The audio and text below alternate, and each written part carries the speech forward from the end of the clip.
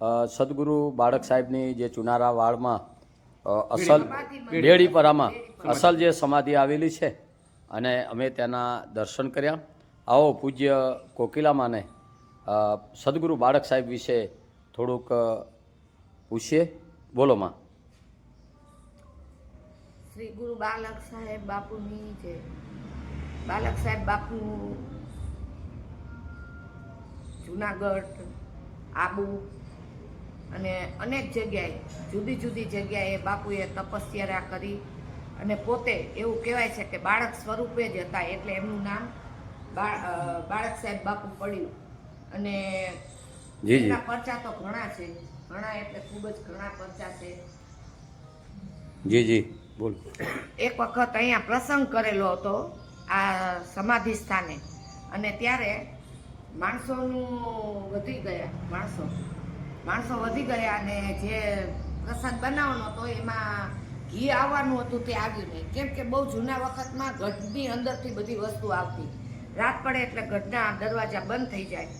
તો પછી કીધું સેવક લોકોએ કે બાપુ હજુ પબ્લિક ઘણું જમવામાં બાકી છે, પ્રસાદ લેવામાં, અને આ ઘી તો હવે ઓછું છે.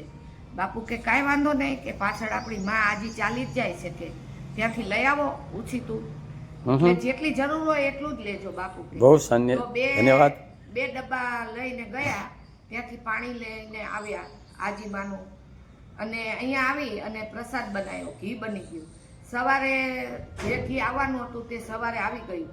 બાપુને કે બાપુ આ ઘી આવી ગયું. બાપુ કે આપણે જ્યાંથી ઉછીતું લાવ્યા છે ત્યાં જઈ અને તમે માને પાછું આપી દો. એવી રીતના કરી અને એ ઘી ત્યાં આપવા ગયા, અને જેવું ઘી નાખ્યું એવું ત્યાં માં આજીમાં પાણી થઈ ગયું. આવા તો અનેક બાપુના પરચા છે, ઘણા એટલે ઘણા પરચા છે. આપણે તો એક સામાન્ય માણસ કહેવાય કે એમની તુલનાનો કોઈ પાર આવે એમ નથી, અને એમની આપણે નાના મોટે શું વાતો કરીએ કે બાપુ તો એક અજરા અજૂર છે. અને એવું કહેવાય છે આપણે તો કે આ જે જમીન છે બાપુને, બાપુ ઘણી જગ્યાએ ફેર્યા. બાપુએ 7 જગ્યાએ બનાવી. જી જી જી. રાધનપુર, સમી, ઉત્તર ગુજરાતમાં આવી, અને રાજકોટમાં 3. પેલા બાપુ અહીંયા રાજકોટની અંદર કરણપરા શેરી નંબર 3 રામવાડી મંદિર બનાવ્યું.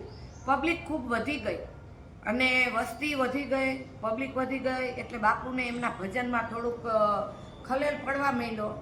પછી બાપુએ થોરાડા, તો થોરાડા એ વખતે જ્યારે ડેમ બનતું હતું એટલે એ જગ્યા ડૂબમાં જતી હતી. એટલે બાપુએ પછી વિચાર કર્યો કે મારે કે એકદમ શાંતિ જોઈએ. બાપુને આ સ્થળ યોગ્ય લાગ્યું, પોતાને છેલ્લો ટાઈમ એમને વિતાવવા માટે અહીંયા માટે. એટલે બાપુએ આ જગ્યાની પસંદગી ઉતારી.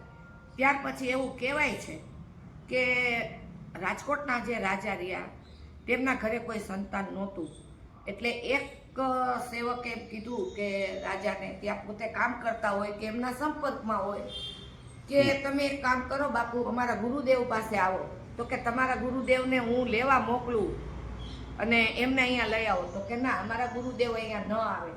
એટલે સાહેબ પોતે, રાજાજી સાહેબ પોતે દરબાર શ્રી અહીંયા આવ્યા, બાપુના દર્શન કર્યા.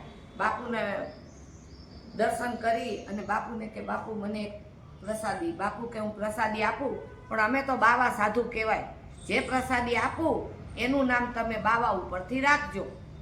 એટલે એવું કહેવાય છે કે જે બાવાજી રાજકોટના રાજવી થઈ ગયા તે બાળક સાહેબ બાપુની આપેલી પ્રસાદી છે. આપણે તો શું કહી શકીએ, અને આપણે તો એટલી બાપુની જેટલું ઉંમર નથી એટલી આપણે, આ તો કાને સાંભળેલી વાત છે, ઇતિહાસ બોલે છે, ખોટી વાત તો હોય નહીં. એટલે આ રાજ પરિવારે આ જગ્યા બાપુને આપી. બાપુને કે બાપુ જેટલી જગ્યા જોઈએ, બાપુ કે મારે ફક્ત આટલી જ જગ્યા જોઈએ છે. એટલે આ જે જગ્યા રહે એ રાજે બાપુને ભેટમાં આપેલી છે, અને ત્યાં બાપુએ પોતાનો અંત સમય વિતાવ્યો. અને અહીંયા બાપુ અત્યારે હજરા હજુર આ ચેતન સમાધિ છે, જીવન સમાધિ લીધી. ત્યારે એક સેવક હતા જે રાજ્યની અંદર, અને ત્યારે અંગ્રેજ રાજ હતું. એટલે કે મને સાહેબ, એમના જે હશે સાહેબ કે જે કોઈ એને કે મને એક રજા આપો કે કાલના દિવસની. તો કે કેમ? તો કે અમારા જે ગુરુદેવ છે એ કાલે સ્વધામ જવાના છે. એટલે આમને તો જે કર્મચારી હતા, સેવક હતા બાપુના, અને રાજના અંગ્રેજ રાજમાં જે નોકરી કરતા હતા, એમને કંઈ ઇંગ્લિશ આવડે નહીં. જે દુભાષીઓ રાખેલો હતો એને પેલા અંગ્રેજ ઓફિસરને સમજાયું કે એમના ગુરુદેવ કાલે સ્વધામ જવાના. તો કે કોઈ માણસ કાલ સ્વધામ જવાનું એ આજે ક્યાંથી ખબર પડે? એટલે કે મારે એની તપાસ કરવી પડશે. એટલે બ્રિટિશ ઓફિસર ઇંગ્લેન્ડના ડોક્ટરને જોડે લઈને અહીંયા આવી અને જોયું તો ત્યારે અહીંયા પબ્લિક બહુ આવેલી હતી. આયા ઓફિસર અને એમને ડૉક્ટરને કીધું, બાપુએ સમાધિ ચડાવી દીધી હતી.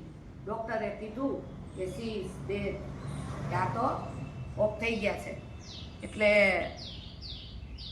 પછી બાપુએ પોતાની સમાધિ ઉતારી અને પછી કીધું. તો ડૉક્ટર અને બ્રિટિશ ઓફિસર બધા અચંબામાં પડી ગયા. પછી બાપુએ કીધું, આ અમારા ભારત દેશની આ છે, આ તમે લોકો જે ન કરી શકો એ અમે કરી શકીએ.